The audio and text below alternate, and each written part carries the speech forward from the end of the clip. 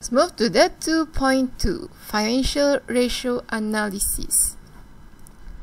So in this chapter 2.2 is important, okay, very famous. So in 2.2 we're going to learn 5 types of ratios that are liquidity ratios, efficiency ratios, leverage ratios, profitability ratios, and market ratios. So for each ratios we should know the formulas. You must know the formulas and we must know how to interpret the values. So now let's move to the first ratios, that is liquidity ratios.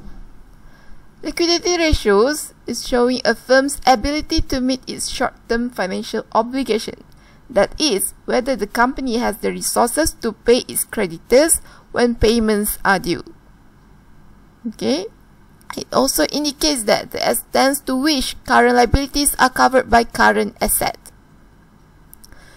So kita akan tengoklah, company ni mampu ke tak nak bayar dia punya hutang on time.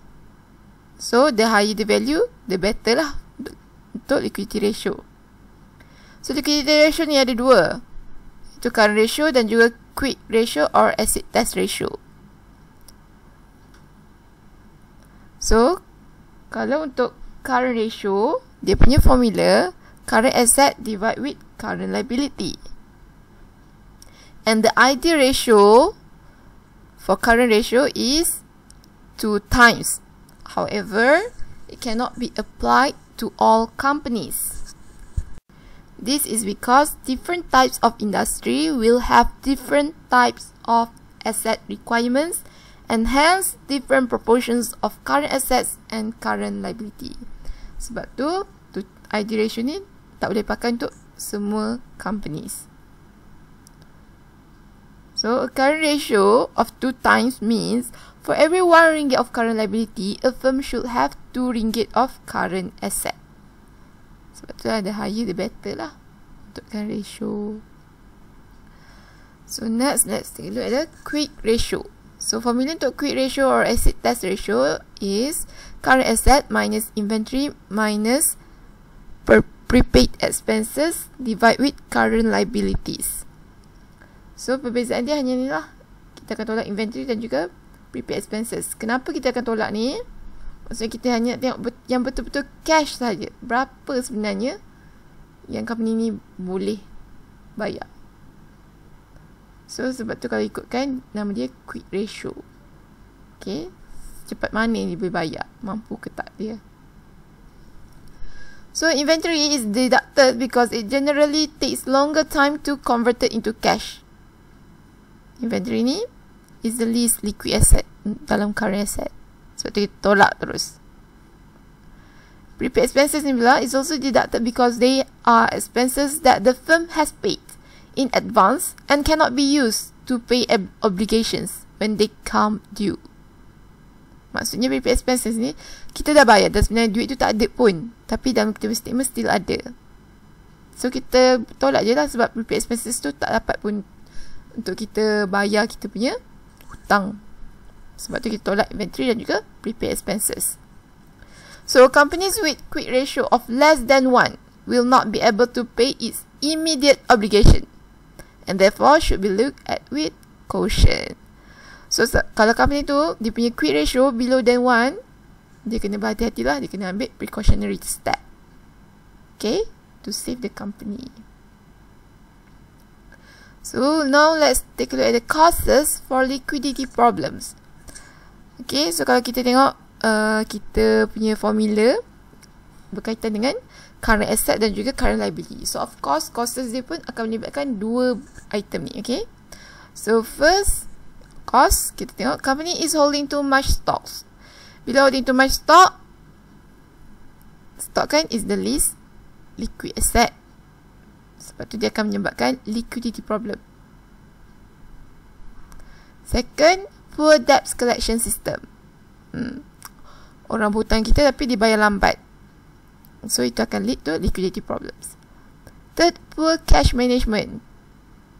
Okay, company tak boleh nak manage cash dengan bagus dan ini akan mengakibatkan liquidity problem. Lastly, company is using short-term sources of financing to finance the purchase of long-term assets. So these are the causes that can lead to liquidity problem. So how to overcome it? Okay, we can promote cash sales. That's by giving cash discount. We can give discounts to encourage early payment, improve collection system. How? By implementing the GIT system. Okay, we can adopt hedging principle, reduce current liabilities, and invest in marketable securities. Lastly, adopt effective stock control system. Ini semua suggestion yang akan mempercepatkan untuk kita mendapatkan cash. Okay, so itulah liquidity ratio. So liquidity ratio ada dua, iaitu current ratio dan juga quick ratio. Both untuk tengok mampu tak company ni nak bayar dia punya hutang on time. Now let's move to the second ratios, that is efficiency ratios. So efficiency ratios, also called as asset management ratios or asset utilization ratios. It measures how effectively a firm is managing its asset in generating sales. Also show the firm's efficiency in collecting debts as well as turning its stock into sales. Okay, so it comprises of inventory turnover ratio, average collection period, fixed asset turnover, and total asset turnover. So efficiency ratio ni pula kita nak tengok company ni efficient tak dalam dia punya asset tu, pegang dia punya asset tu untuk convert kepada sales. Okay, so first let's move into inventory turnover ratio. Formula untuk inventory turnover ratio is cost of goods sold or sales divide with average stock or closing stock.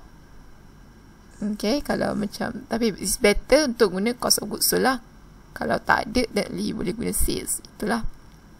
Okay, so inventory turnover ratio ni indicates how many times the stock is sold and replaced in a year. So maksudnya kalau semakin tinggi value inventory turnover ratio, semakin bagus lah, menunjukkan cepat je you punya company jual punya stock. So maksudnya stock you tu di convert into cash tinggi lah. So the higher the ratio, the faster the stock is being sold. Itu maksud dia. Inventory turnover ratio can be expressed in terms of number of days and referred to as the inventory conversion period. This can be calculated by dividing 360 days by the inventory turnover. Okay, maksud dia kalau macam soalan tanya inventory conversion period, you pun boleh lah buat macam ni. Maksudnya an inventory turnover example of 6 times means an inventory conversion period of 360 days divided by 6. So you akan dapat 60 days lah. Ini untuk inventory conversion period. Okay, so it implies that the firm is able to sell the inventories within 60 days. Lepas 60 hari, habis inventory. Macam tu maksud dia. Okay, so possible causes of poor inventory turnover. Okay, pertama, holding too much stock, that is overstocking, which will lead to overstocking lah. Inilah causes kenapa kita punya inventory turnover tu poor. Second, large portion of stock consists of old or obsolete stock or damaged stock, which may be the result of poor stock control system. Okay, yelah, stock kita dah obsolete, macam mana kita nak jual? Sebab tu kita punya inventory turnover rendah. Okay, third, lack of sales promotion lead to lower sales. Fourth, the firm do not provide trade discounts to encourage bulk purchase. Lastly, firm pricing policy which affect the demand for the firm's products. So semua ini akan melambatkan kita punya penjualan inventory. Right? So how to improve it? That is by, if the company is overstocking, evaluate stock control system and introduce a more effective system or change its present method of ordering stocks. Ni untuk overcome overstocking. So next, company boleh cut down on slow moving and obsolete stocks by having stock clearance sales. Okay, third, determine the degree of competition, whether the product is price elastic or not. So dengan ini dapatlah improved inventory turnover. So anything yang possible pun boleh je. List je, okay? So next, let's go to the average collection period. So average collection period, also called as days sales outstanding. It shows the number of days taken by a firm to collect its account receivable. It also reflects the company's credit policy, whether they are loose or strict. It shows the firm's effectiveness and efficiency in collecting debts. Okay, so the shorter the average collection period, the more efficient the company is in debt collection. It may also indicate that the company is operating on a cash basis. Lepas tu dia shorter. Maksudnya untuk average collection period, the shorter the better lah. Yang lain, so far kita tengok, the higher the better, okay? Average collection period je. The shorter the better. So, formula untuk average collection period is account receivable divided with annual credit sales times with 360 days. Dapatlah average collection periods. So, average collection period of 40 days means that the firm took 40 days to collect cash from their debtors. Sebab tu kalau dia shorter the better lah. Semakin singkat 30 hari tu lebih bagus daripada 40 hari lah. Kita kena collect duit secepat yang mungkin, tetapi kita kena bayar hutang kita selambat yang mungkin. Okay? So, it can also be expressed in times and referred to as a receivable turnover ratio. Ni dalam days kan? Tapi itu juga boleh di-express dalam times. Dan kita tu panggil dia sebagai receivable turnover ratio. That is by 360 bagi je dengan average collection period. So, receivable turnover of 4 times imply that the firm is able to collect its debt within 90 days. 4 times. So, 4 times ni dekat sini lah. Receivable turnover ni. So, 360 bagilah dengan 4. Dapatlah 90. Okay. Itulah average collection period. So, now let's go to the possible causes of poor average collection period. Okay. So, first, causes dia loose credit policy, poor screening lah. Maksudnya kita bagi je orang pinjam, walaupun dia tu ada poor, dia bayar lambat, kita bagi je. So, kita ada loose credit policy lah tu. Second, no aging of customers' accounts. Third, no reminders and follow up for late payment. Kita biar je. Orang tu tak bayar, kita biar je. Kita buat apa-apa pun. Last, no enough cash discounts given to encourage early payment. So, ini akan menyebabkan kita punya average collection period poor. So, how to shorten the average collection period? That is by adopt a tighter collection policy. Okay, siapa-siapa customer yang nak berhutang dengan kita kena tengok dia punya collection policy. Second, kita kena prepare aging of debtors accounts. Jadi kita akan nampak siapa yang dah bayar, siapa yang belum bayar, within berapa hari dia bayar, okay?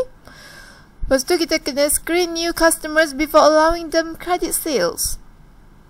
Lastly, offer cash discount to encourage early payments.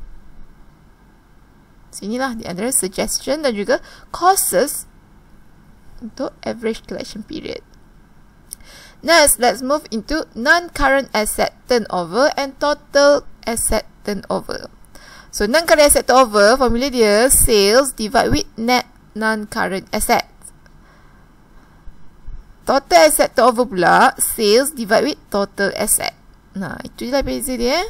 Statistik bahagi tu je. Ni net non-current asset, ni total asset. Okay, so non-current asset turnover dan juga total asset turnover ni measure firm's efficiency in utilizing its property, plant and equipment in generating sales.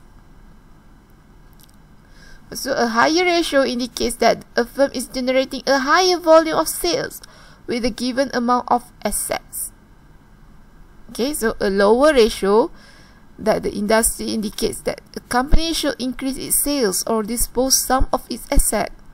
So untuk non-current asset turnover dan juga total asset turnover ni, the higher the better lah. Maksud semakin tinggi dia punya asset tu, semakin tinggi dia punya sales. Which bagus lah kan.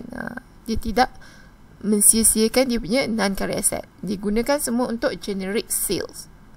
Tapi kalau lower, sebab tu dia kata bila lower je non-current asset turnover ataupun total asset turnover ni, dia menunjukkan company ni sepatutnya increasekan lebih banyak lagi sales dia, ataupun kalau tak mampu, dispose je asset tu. Maksudnya dia tak fully utilize dia punya asset. Alright. So possible causes of low non-current asset turnover and total asset turnover ialah, first, underutilization of fixed asset, which may be due to too much investment in fixed assets and current assets and inefficient use of this asset to produce sales.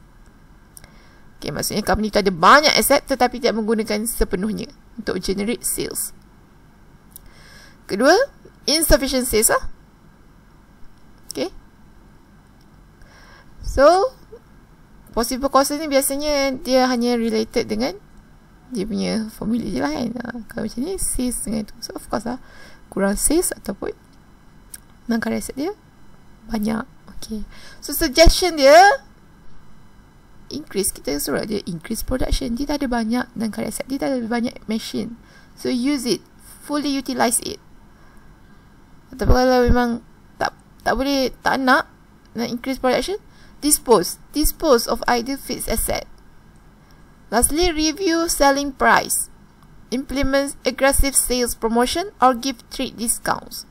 So these can improve our assets turnover. So inilah efficiency ratio. Ada 4, iaitu non-current asset turnover, total asset turnover, average collection period, inventory turnover ratio. Okay, so now let's go to the leverage ratios. Okay, so now let's go to the leverage ratios.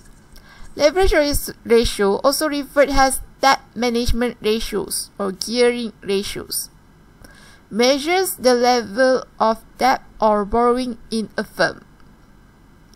So leverage ratio ni kita tengok lah level of debt dalam kita punya company ni. Kita banyak guna borrowing ke, kita banyak guna equity.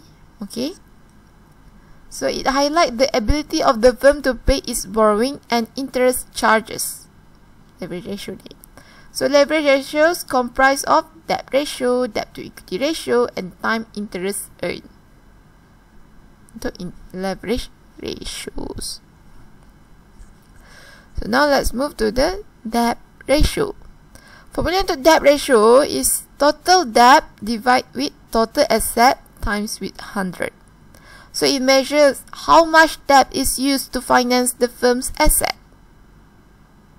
Total debt comprise both current liabilities and long-term debt. Sebab tu dia punya formula total debt. Okay. So next, creditors prefer low debt ratios because it reduces the potential loss that may occur in the event of liquidation. Seperti kita tahu lah, bila berlakunya bankruptcy, so of course semua company kena utamakan dia punya creditors dulu, dia punya liability dulu. So sebab tu creditors they prefer low debt ratio lah. Okay, so the owners may want more leverage because it increase earnings. Okay, so for example, a debt ratio of 55% means that the creditors have supplied more than half the firm's total financing. If a company debt ratio is significantly higher than the industry ratio, it will experience difficulty in raising additional borrowings. So apa maksud debt ratio ni? Contoh lah kan, company tu ada 40%. Maksudnya dia 40% of its asset are financed by debt, while the remainder are financed using shareholders' equity. Sebab tu creditors and financial institution prefer company with a lower debt ratio. Okay, bila lower debt ratio tu, dia maksud dia finance banyak menggunakan shareholder equity lah. Itu debt ratio. So next, let's go to the debt to equity ratio. So formula untuk debt to equity ratio ni, total debt divide with total equity times with 100. Kalau debt ratio tadi, total debt bagian total asset. Ini nama pun debt to equity, so dia bagilah dengan total equity. So debt to equity ni measure the percentage of borrowing used compared to equity. Tu maksud debt to equity ratio. Maksud dia, okay, kalau you tengok textbook page 42, okay, so dia kata dia ada debt to equity around 83%. So menunjukkan 83% tu company tu finance menggunakan equity. Okay, another 20% dia menggunakan liability. Kalau yang tadi jawapan untuk debt ratio, contoh jawapannya 55, so 55% ni dia menggunakan liability. Di finance asset dia menggunakan liability. Okay, itu maksud dia debt to equity ratio. So next kita ada time interest earned. Okay, so time interest earned also referred as interest coverage ratio. Ratio of earning before interest and tax to interest expenses. So maksudnya formula dia, time interest earned ni, earning before interest and tax divide with interest expense. So you akan dapat time interest earned. So time interest earned measures the ability of the firm to meet its annual interest payment.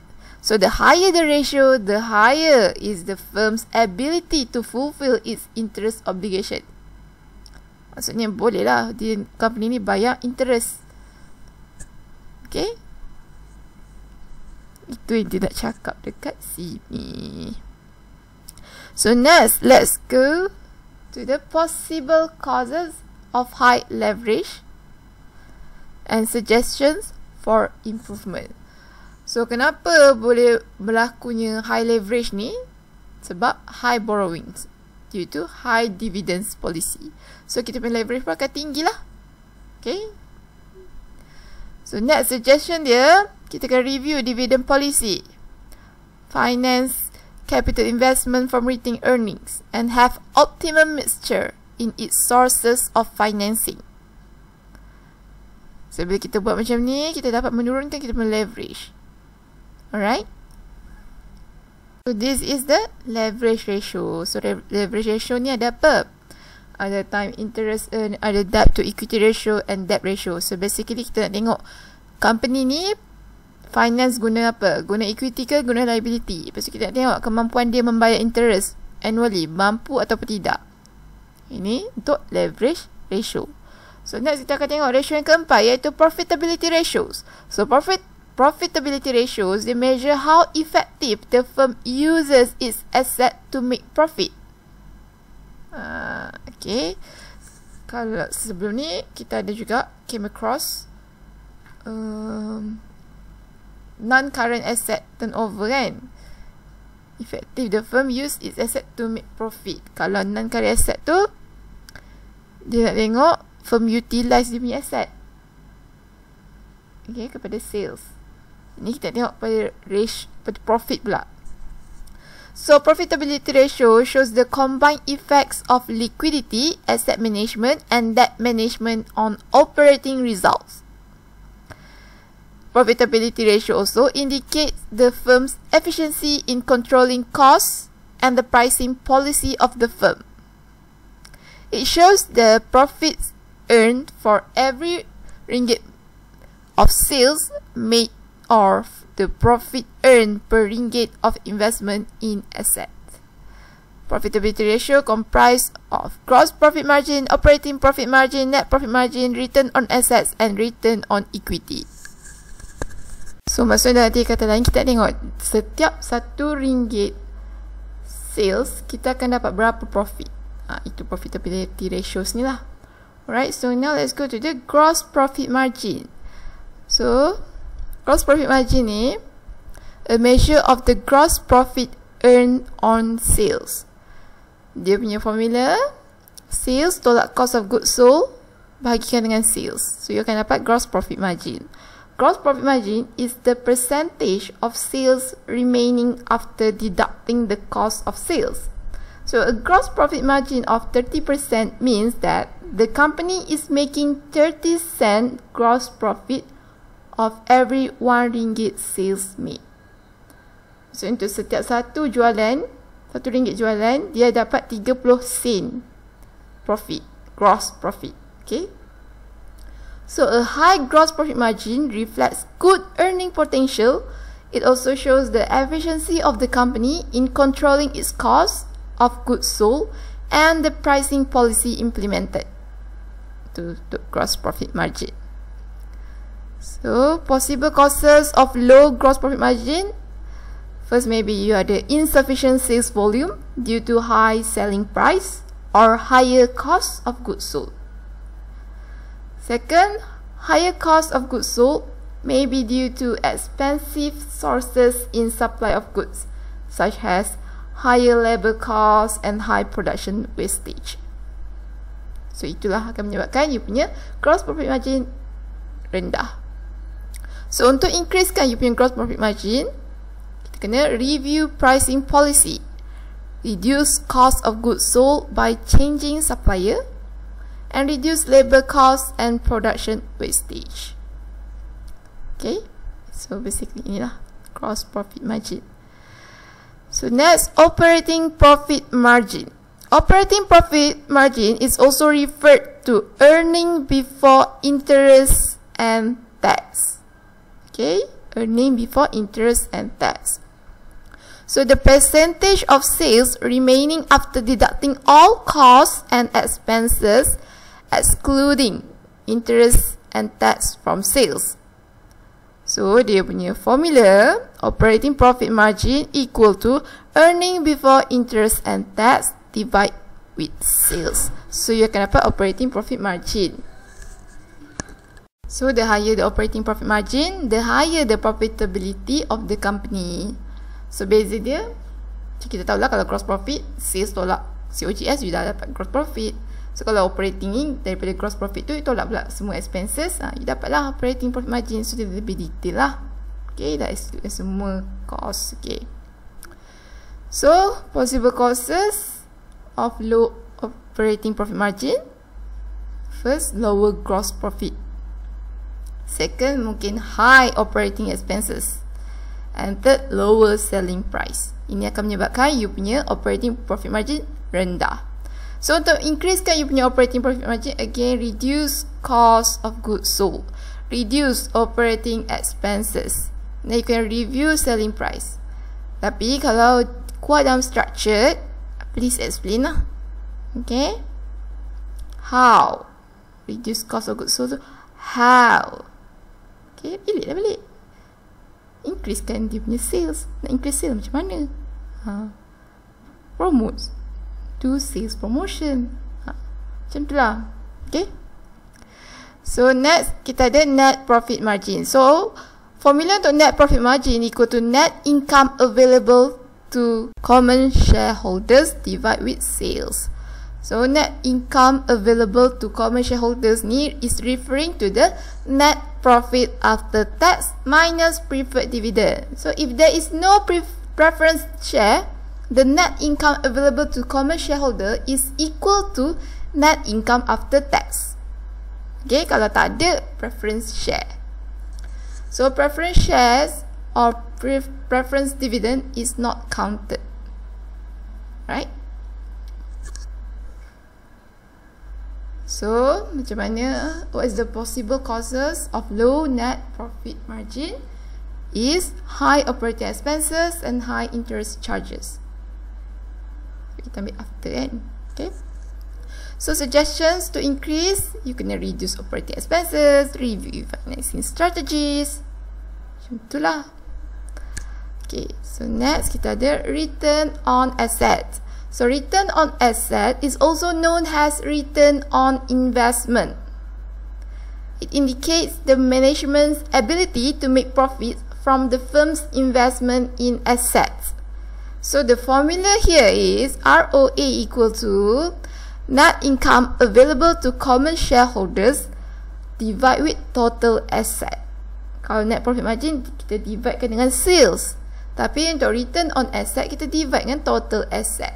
So kita akan dapatlah return on asset ataupun return on investment. So next kita ada return on equity. Return on equity measures the profit earned by the common shareholders from their investment in the company. So the higher the ROE, the better the return for the shareholders. So ROE ni shareholders nak tengok lah. Shareholders suka tengok ROE. Okay, so formula untuk ROE ni net income available to common shareholders divide with common equity. So basically ROE, ROA dan juga net profit margin kita menggunakan formula sama, iaitu net income available to common stockholders. Cuma nak bahagi dengan apa tu saja yang berbeza. Okay, so common equity will include retained earnings, share premium, ordinary shares and etc.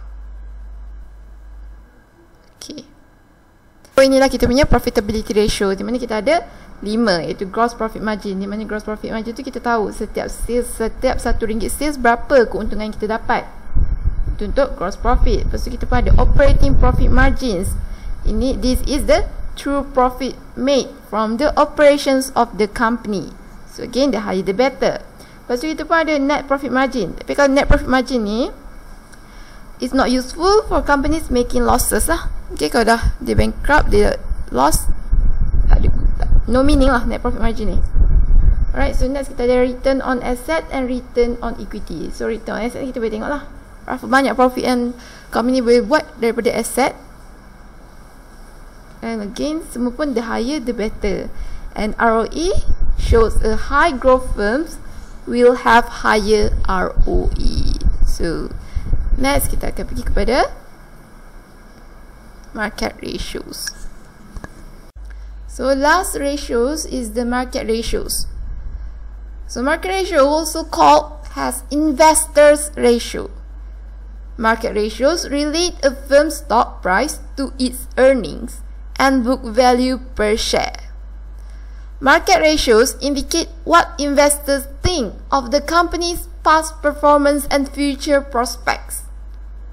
Market ratios measure the investor's perception and judgment towards the firm's growth potential. So market ratios comprise of earning per share, dividend per share, dividend payout ratio, price per earning ratio, and dividend yield. So let's take a look at the earning per share. So earning per share indicates the profit earned per unit of issued share.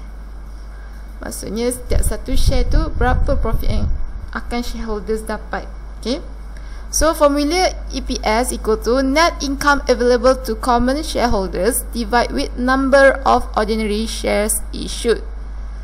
So a higher value indicates a higher profit per share. EPS ni widely used ratio by public company lah.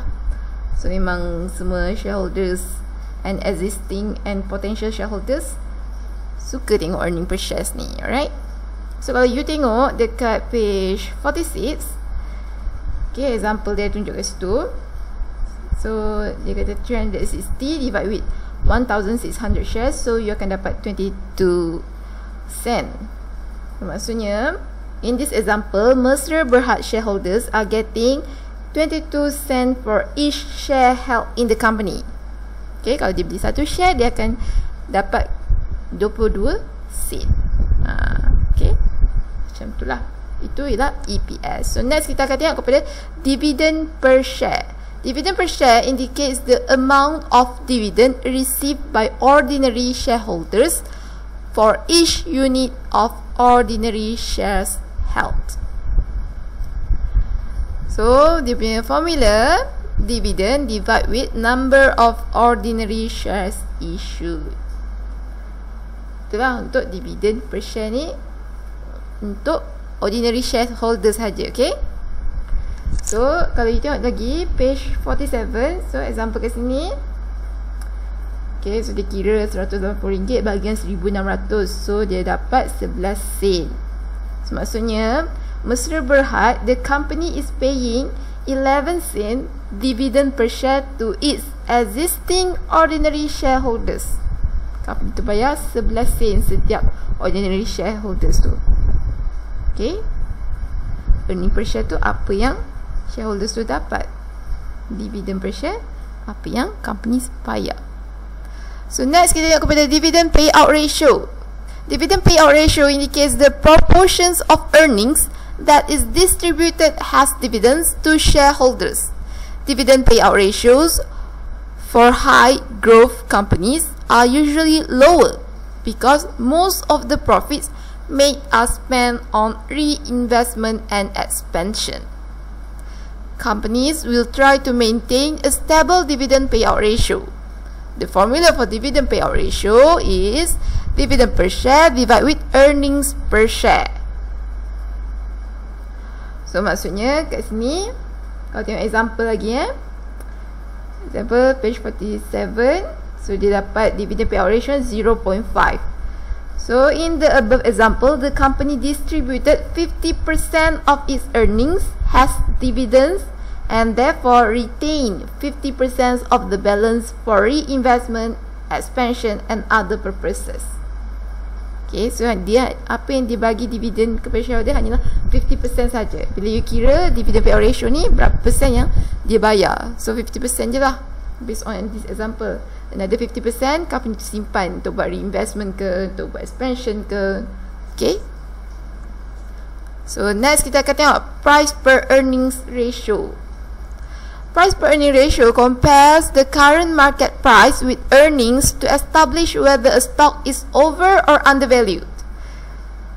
Price per earning ratio shows how much investors are willing to pay for the company's earnings.